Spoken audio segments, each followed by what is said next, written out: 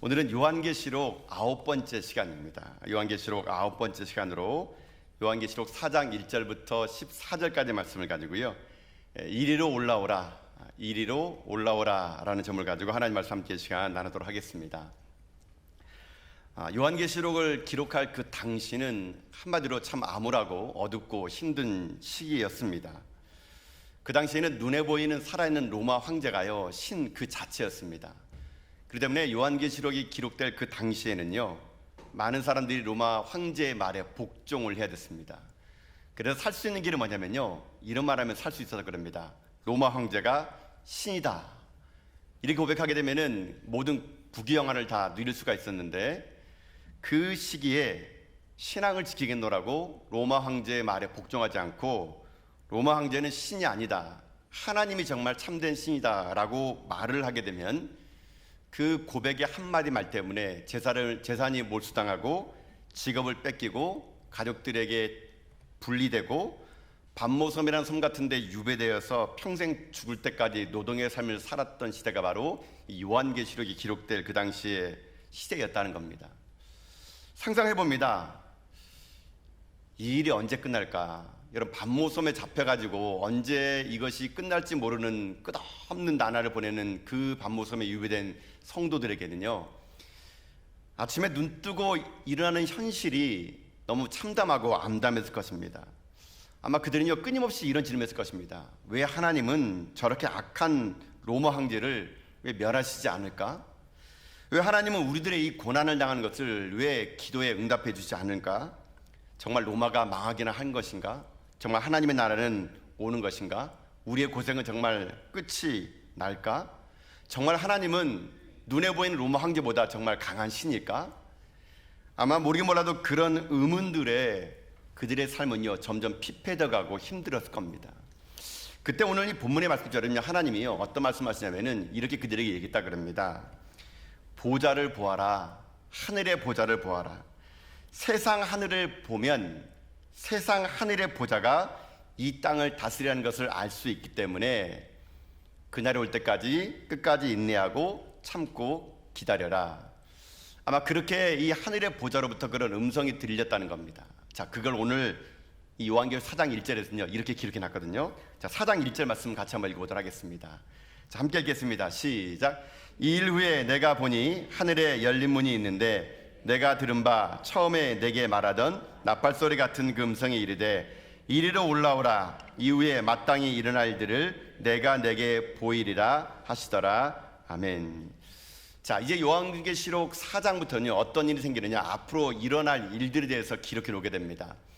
요한계시록 1장부터 2장, 3장까지는 1장은 이제 과거에 있었던 일을 기록한 것이고요, 2장, 3장은 소아시아 7교회에다가 현재 일어날 일들을 기록했다면, 이 4장부터는요, 이제 앞으로 펼쳐질 일들에 대해서 하나님이 그들에게 말씀해 주신 장면이 여기 나오게 됩니다. 소아시아에 있는 7교회가 극심한 박해를 당하고 있을 그때에 하나님은요, 어떻게 하느냐, 오늘의 이 천상의 이 하나님의 나라를요, 그들에게 보여주고 있습니다.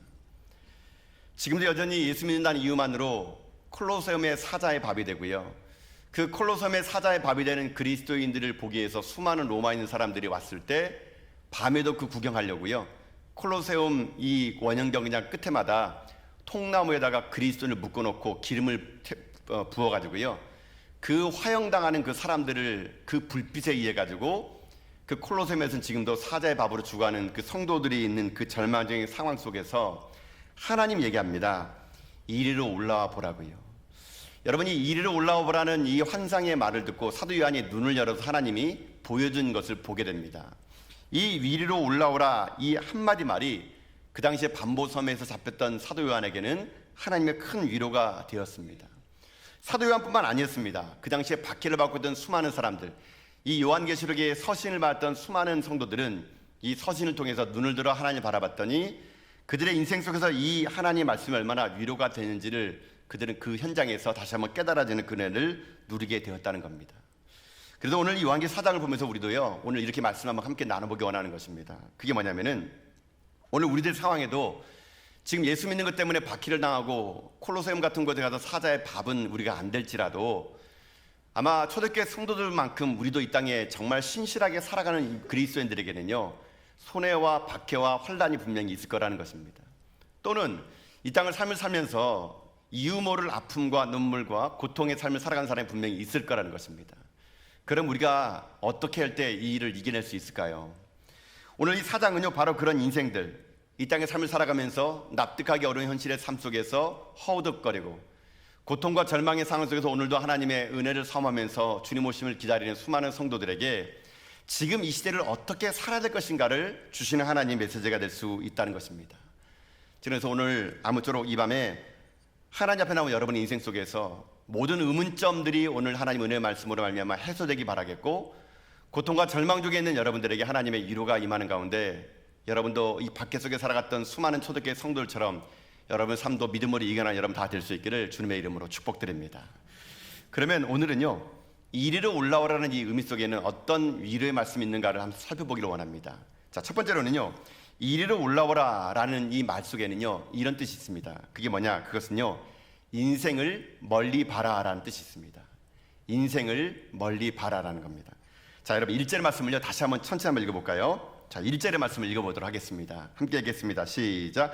이 일 후에 내가 보니 하늘에 열린 문이 있는데 내가 들은 바 처음에 내게 말하던 나팔 소리 같은 그 음성이 이르되 이리로 올라오라, 이후에 마땅히 일어날 일들을 내가 내게 보이리라 하시더라. 아멘.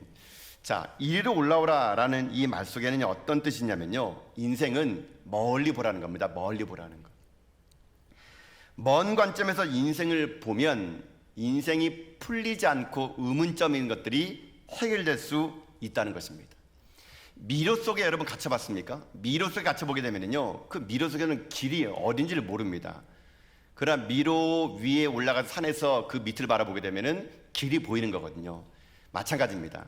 인생을 삶을 살아갈 때 여러분이 납득이 안 되고 지금 고난과 고통 속에 있을 때는요, 이게 왜 내게 이런 일이 생기는지 도저히 알 길이 없습니다. 그러나 여러분 높은 곳에 올라가 보게 되면은 내 인생의 길이 보이고, 아, 내가 왜 지금 이곳에서 헤매고 있는지를요, 단번에 알 수가 있는 그런 일이 있다는 겁니다. 그래서 주님은요, 오늘 우리에게 위로의 말씀으로 이렇게 전하고 싶은 겁니다. 여러분들이 이 땅의 삶을 살아갈 때 지금 이해가 안 되고 납득이 안 되고 상황이 도저히 여러분 받아들이기 어려운 게 있습니까? 주님 말씀하십니다. 이리로 올라오라고요. 그래서 인생을 멀리 봄으로 인해 가지고 여러분 인생의 삶의 모든 의문점들이 여러분, 아, 그런 뜻이 있구나라는 느낌표로 바뀌는 그런 은혜가 여러분 임할 수 있기를 주님의 이름으로 축복합니다. 이런 의문점들은 상당히 많죠. 저에게도 이런 의문점들이 있었는데요, 여러분 기억하실까 모르겠는데 2017년도에 그 충북 제천에 스포츠센터에서 화재가 난 적이 있습니다.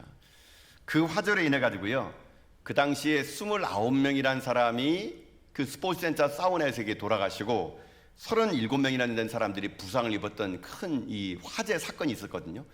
이 사건 이후로 이 소방법이 많이 이제 개정된 그런 사건이 있었는데, 이 사건 속에 돌아가셨던 분이 한 분이 제가 전에 교회에 섬겼던 그 제가 아는 그 집사님의 어머니가 거기서 돌아가셨어요.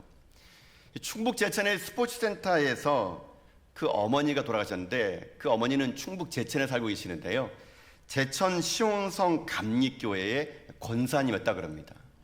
근데 돌아가셨을 때 그 권사님만 돌아간 것이 아니라 함께 그 분과 갔던 그 권사님이 같이 돌아가셨다 그럽니다.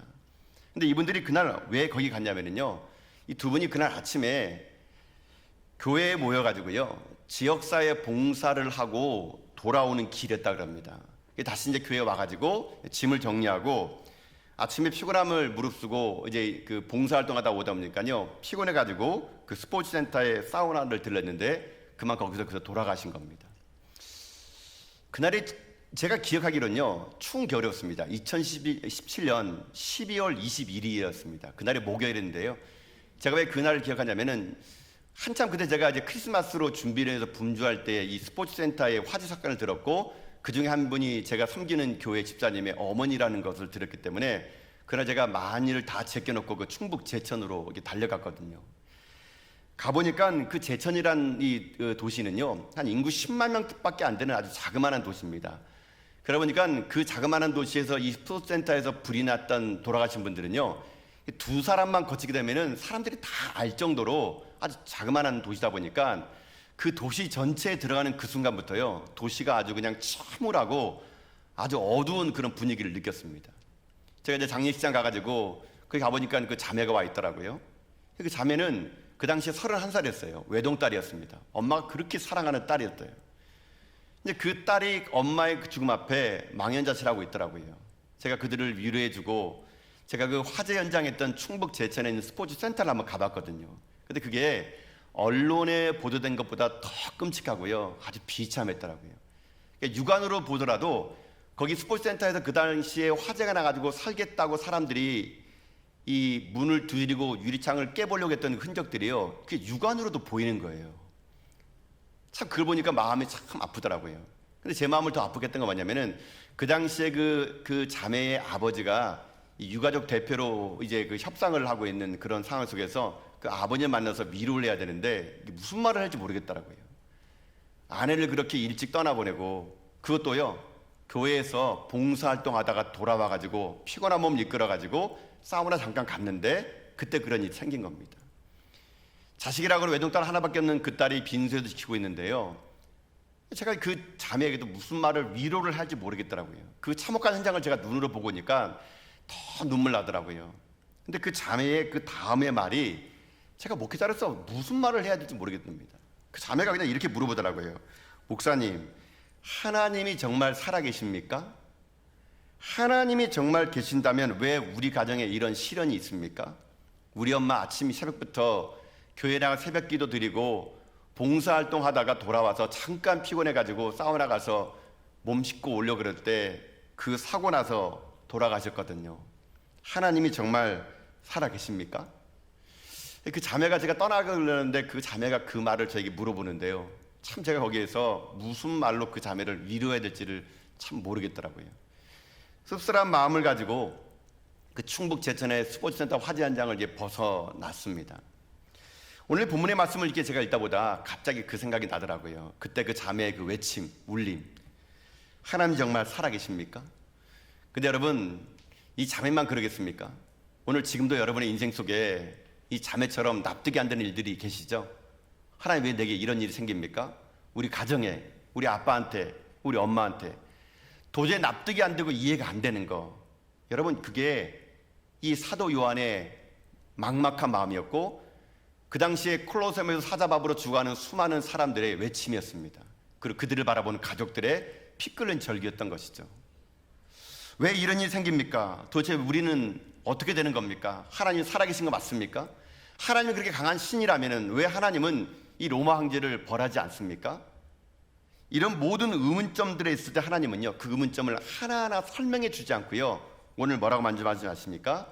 이리로 올라오라, 이렇게 말씀하고 계시는 겁니다. 여러분, 이리로 올라오라는 이 말 속에는요, 우리들의 인생의 삶을 하나님께서 하나님의 관점으로 보기를 원하는 것입니다. 여러분, 지금 우리는요, 모든 게 납득이 안 됩니다. 이해가 안 됩니다. 그게 우리들의 인간의 한계예요. 우리가 왜 이런 처지에 빠져 있고 왜 이런 환경 속에 빠져 있고 하나님 도대체 어디 계시는지, 여러분, 그것은 좀 우리들의 인생의 한계라는 겁니다. 그런데 하나님 말씀하십니다. 이 어려움과 고통 속에 있을 때 그 누구도 답을 내줄 수 없지만 이리로 올라와 보면은 알 수 있다는 것이죠. 저는 이 시간 주님의 이름으로 여러분들에게 이 하나님 말씀을 전합니다. 사랑하는 성도 여러분, 우리들의 인생의 삶의 모든 것에는 해답이 있지 않습니다. 여러분들이 왜 고통당하는지, 왜 그런 아픔이 있는지 알 길이 아는 사람은 아무도 없습니다. 그러나 그 모든 걸 아시는 분은 하나님 한 분밖에 없습니다. 하나님은요, 우리 인생의 모든 문제를 다 아십니다. 여러분, 제가 여러분의 인생 가운데 펼쳐지는 많은 인생의 문제들과 이유를 알 수 없지만 한 가지 확실한 것만 말씀드릴 수 있습니다. 그게 뭐냐면요, 하나님은 살아 계시다는 것입니다. 하나님이 살아 계심을 믿는다면요, 여러분, 우리 끝까지 하나님을 신뢰하며 나갈 수 있는 여러분 될 수 있게 주님의 이름으로 축복합니다. 하나님이 그의 백성들을 망하자고 여러분 이렇게 할 것 아닐 것입니다. 하나님이 그 사랑하는 백성들에게 이 고통 현장 가운데 고통을 즐기면서 하나님은요, 웃고 계실 분이 전혀 아니라는 것이에요. 지금은 납득이 안 되고 미로처럼 갇혀있는 인생일지라도 우리 하나님의 음성을 듣고 먼 훗날 하나님의 나라가 이곳에 도래해야 하고 주님 다시 오시게 되면은 이해가 안 되고 납득이 됐던 일들이 우리가 이해가 되며 여러분들이 그 하나님을 찬양하며 살아가는 가운데 하나님의 말씀 속에 날마다 여러분 인생의 삶을 재조명해 나가는 여러분 다 될 수 있기를 주님의 이름으로 축복합니다. 이리로 올라오라. 이 하나님의 위로의 말씀 속에서 여러분의 인생을요, 앞만 보지 마시고 멀리 바라볼 수 있도록 도와주어서 여러분 그 하나님의 위로의 말씀을 통해서 여러분이 힘과 용기를 얻고 살아가는 여러분 다 될 수 있기를 여러분 주님의 이름으로 축복합니다. 여러분 이것이 하나님의 첫 번째 뜻이라면 두 번째 이리로 올라오라는 것에 또 뜻이 있습니다. 그게 뭐냐면요, 이 싸움은 승리할 수밖에 없다라는 겁니다. 두 번째 이리로 올라오라의 의미는 이 싸움은 승리할 수밖에 없다라는 의미가 거기 담겨져 있다는 겁니다. 자, 여러분 말씀을 통해서 확인할까요? 2절의 말씀입니다.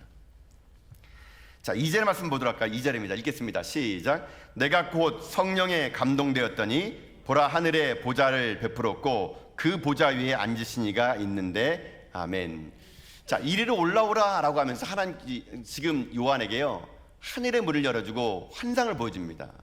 그때 열린 문 사이로 이 요한이 본 게 뭐냐면요, 성령에 감동돼서 본 게 하늘의 보좌를 보게 됩니다. 하늘의 보좌.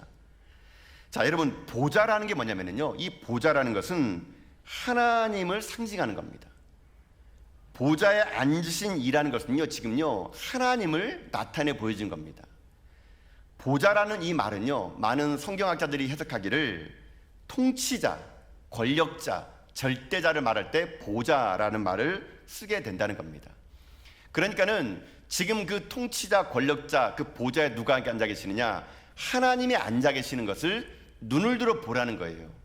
이리로 올라와서 보게 되면 보좌에 하나님이 계시는데 그분이 권력자이고 능력자이고 통치자임을 보라는 겁니다. 그 하나님을 보게 되면 어떤 일이 생기느냐, 지금 눈에 보이는 권력자 로마 황제가 진짜 왕이 아니란 얘기예요. 지금 당장은 그가 눈에 보여서 우리 그리스도인들이 공포의 대상이고, 지금 당장은 힘과 권력에 있는 로마 황제가 초대교회 성도들을 목숨을 좌지우지할 수 있을지 모르지만 그것은 일시적이고 한시적이라는 것입니다. 영원한 보좌, 그 누구 다투실 수 없는 하나님이 진짜 참된 왕임을 눈을 들어 보라는 겁니다. 이 땅에 있는 로마 황제는 육신은 건드릴 수 있을지언정 영혼은 건드릴 수 없으니 영혼을 건드릴 수 없는 전능자 하나님을 보면 우리들의 인생의 삶이 해석이 되고, 해석이 되게 되면은 이 싸움은 반드시 승리할 수밖에 없다는 것을 그 보좌를 통해서 확인하라는 말이 바로 이 보좌를 보신 하나님의 뜻이라는 것입니다. 여러분, 그러니 오늘도 우리들을 하나님 앞에 우리 왔습니까? 여러분들 이 시간 오늘 저는 여러분의 눈이 열릴 수 있기를 주님의 이름으로 축복합니다. 하늘의 문이 열려서 여러분들이요 하나님 오늘 경험하고 돌아가십시오. 하나님의 음성을 듣고 가십시오. 보좌에 앉으신 그분이 우리의 절대자이고 통치자이고 우리의 왕이심을 여러분들이 눈으로 보게 된다면요, 이 땅의 삶을 여러분 이겨낼 수 있답니다.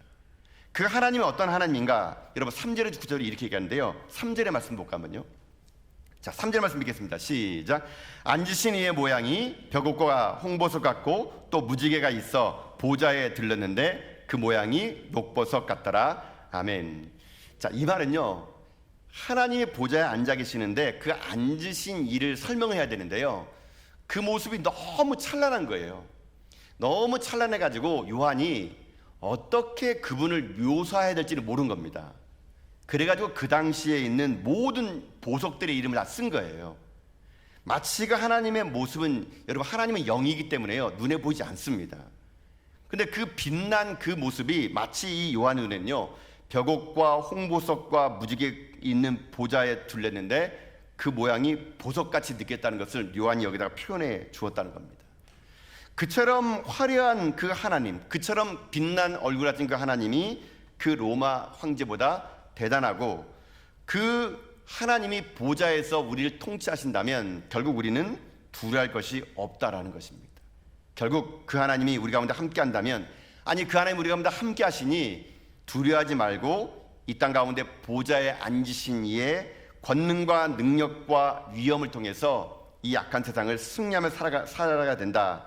그게 이리로 올라오라의 두 번째 메시지가 될 수 있다는 것이거든요. 그러니 여러분도 오늘 시간 그저 왔다 그저 돌아가지 마십시오. 하나님을 만나고자 하는 그 열망을 가지고요 오늘 하나님을 여러분 눈을 들어 볼 수 있기를 주님의 이름으로 축복을 드립니다. 여러분 삶에 하나님의 보좌가 보이고 하나님을 만나게 되면요, 우리 인생 삶 여러분 이길 수가 있습니다. 근데 중요한 건 이겁니다. 그렇게 이리로 올라오라 그래가지고 인생을 멀리를 보기 원하고 또 보좌 계신 하나님을 보여줬는데, 결정적인 게 뭐냐면요, 그 열린 하늘물 위로 요한이 본 게 있습니다. 그게 뭐냐, 여러분 오늘 8절 9절 말씀이거든요. 한번 읽어보시다. 8절 9절입니다. 함께 읽겠습니다. 시작. 생물은 각각 6날개를 가졌고 그 안과 주위에는 눈들이 가득하더라. 그들이 밤낮 쉬지 않고 이르기를 거룩하다 거룩하다 거룩하다 주 하나님 곧 전능하신 이여, 전에도 계셨고 이제도 계시고 장차 오실 이시라고 그 생물들이 보좌에 앉으사 세세토록 살아계시는 이에게 영광과 존귀와 감사를 돌릴 때에 아멘. 자, 여러분 여기서 주목할 게 여기 있습니다. 이리로 올라오라 그러면서 보좌에 앉아 계신 그 하나님께서 요한에게 보여준 게 딱 하나가 있어요. 그게 뭐냐면요, 내 생물과 24장로들이 하는 게 있습니다. 거룩하다 거룩하다 거룩하다. 여러분 이게 뭔지 아십니까? 이건 바로 하나님을 찬양하고 예배하는 것을 보여줬다는 것입니다. 여러분 이게 이 4장에서 가장 중요한 핵심입니다. 이 요한계시록은요, 본격적인 심판은요 6장부터 시작됩니다. 근데 3장까지는 현실의 삶을 보여주고요, 6장에서 심판을 보여주기 전에 4장과 5장 요한계시록에서 뭘 보여주느냐, 오늘 예배를 보여주거든요. 왜 예배하는 모습을 보여줬을까요? 여러분 간단합니다. 곧 다가올 6장부터의 심판과 환난을 이길 수 있는 힘은 무엇이냐? 예배라는 겁니다. 예배예요, 여러분. 이리로 올라오라라고 말하는 그 하나님 앞에서 24장로들과 내 생물들이 거룩하다 거룩하다 거룩하다는 예배를 보여주면서 하나님이 던지고 싶은 메시지는 무엇이냐면요, 하나님을 예배하는 그 힘으로 장차 올 그 환난을 이겨내길 바란다. 그게 하나님의 메시지 될 수 있다는 것입니다. 여러분 그래서요, 예배는요, 우리가 하나님으로부터 이 땅을 살 수 있는 힘을 얻는 시간이 여러분 예배입니다. 우리가 예배를 하나만 잘 드려도요, 여러분 이 세상을 승리할 수 있는 힘이 여러분 우리에게 생길 수 있습니다. 답을 아는 자는요, 문제 앞에 걱정하지 않습니다. 예배는요, 우리가 이 땅을 살아갈 수 있는 힘이 되는 것이고, 납득이 안 되고 용납이 안 되는 우리들에게 인생의 답을 주는 시간이 무슨 시간이냐? 바로 예배 드리는 시간이라는 것이죠. 여러분 그래서 우리들이 이 땅의 삶을 살아갈 때 그 어떤 곳에도 의지하지 않고 우리들이요 목숨 걸어 지켜야 될 게 뭐냐면요, 예배입니다. 예배. 여러분 코로나19는요 한국 교회에 많은 것을 생각나게 했습니다. 저는 이 코로나19로 인해 가지고 우리 한국 교회가 다시 한번 새롭게 붙들려야 될 것이 무엇인가 생각한다면요, 저는 예배 같습니다. 예배. 여러분 한번 지난 2년 동안 생각해 보세요. 코로나 때문에 교회가 할 수 없는 게 너무 많았습니다. 전도도 할 수 없었고요, 선교도 못 나갔고요, 소그룹도 안 됐고요, 모여서 함께 식당에서 밥도 못 먹었습니다. 근데 할 수 있는 게 하나 있는 것 같아요. 뭡니까? 예배죠. 예배. 우리 전학에도 마찬가지가 아니겠습니까? 우리가 할 수 있는 게 없었어요. 제가 2020년도 6월 7일 날 우리 교회 와서 첫 설교할 그때부터 오늘 이때까지 여쭤보게 되면요, 뭐가 이렇게 많이 제약이 많았습니다. 코로나19 때문에도 그렇고요, 또 벌어지는 현상을 통해서 우리가 위축된 것도 있었고요. 근데 한 가지 끝까지 우리가 붙들는 게 뭡니까? 저는 예배라 생각합니다. 예배. 그 예배에 힘이 있었기 때문에요, 오늘 우리가 이 자리를 버텨내고 견뎌낼 수 있었던 거 아니겠습니까? 여러분 마찬가지입니다. 앞으로 여러분의 인생에 분명히 이보다 더 어려운 일이 올 수 있을 것입니다. 앞으로 여러분의 삶에 분명히 이거보다 더 힘든 일이 올 겁니다. 그때마다 하나님의 음성을 들으십시오. 이리로 올라오라고요. 하나님의 전으로 여러분 오십시오. 교회로 여러분 오십시오. 하나님 말씀 있는 곳에 오십시오. 그래서 예배를 드리셔서 그 예배 가운데 하나님 만나고요, 예배의 힘으로 여러분 인생의 모든 환난을 이어나가는 하나님의 종들 다 될 수 있기를 여러분 주님의 이름으로 축복합니다. 하나님을 만나는 자, 그 예배의 감격적인 은혜를 경험한 자들, 하나님은 그런 힘의 능력의 원천을 얻어주느냐, 예배를 통해서 주실 수 있다는 것입니다. 여러분 그래서요, 예배를 우습게 하게 되면요, 여러분 인생이 여러분 삶 가운데 웃음거리밖에 주지 않습니다. 그러나 예배를 목숨처럼 거는 사람에겐요, 하나님 그 인생을 목숨처럼 지켜 주실 것입니다.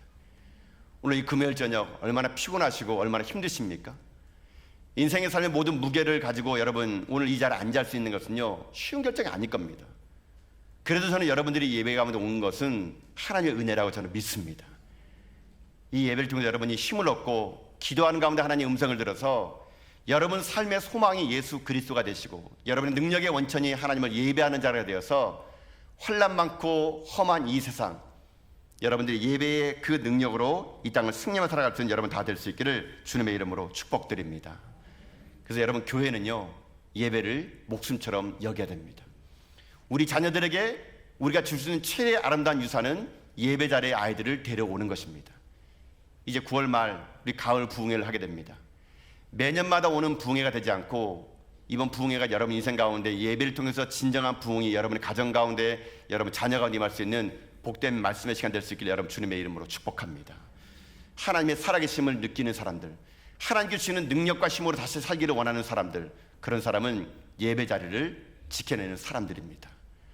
여러분 삶이 어떤 현장 속에 있을지라도, 어떠한 삶의 자리에 있을지라도 이 땅에 펼쳐지는 많은 일들이 여러분 오늘도 우리에게 의문점이 주고, 하나님 어디 계시냐고, 하나님 살아계시냐고, 여러분 이런 의문점이 올 때마다 주님 음성을 들으십시오. 이리로 올라와서 보라고요. 하나님이 여전히 살아계시고 하나님 만난 자들은 여전히 이 땅 가운데 세상의 통치자가 왕이 아니라 하나님 왕이시는 고백하는 그들의 입술을 통해서 하나님 오늘도 여전히 이 땅 가운데 왕이심을 고백하는 그런 일들을 예배 가운데 얻고 돌아갈 수 있는 여러분 다 될 수 있기를 주님의 이름으로 축복합니다. 사랑하는 성도 여러분, 하나님은 살아계십니다. 그 하나님 이 시간 우리 가운데 역사하심을 우리는 믿습니다. 그러니 의문점 많고 납득이 안 되는 현실 속에서 그것을 여러분 알아가려 하지 마시고요, 답이 없는 세상 속에서 날마다 하나님을 예배하는 가운데 지금은 납득이 되지 않지만 예배를 통해서 힘을 얻고 하나님 주님 오심을 기다리며 이 세상을 승리하며 살아갈 수 있는 저와 여러분 다 될 수 있기를 주님의 이름으로 축복드립니다.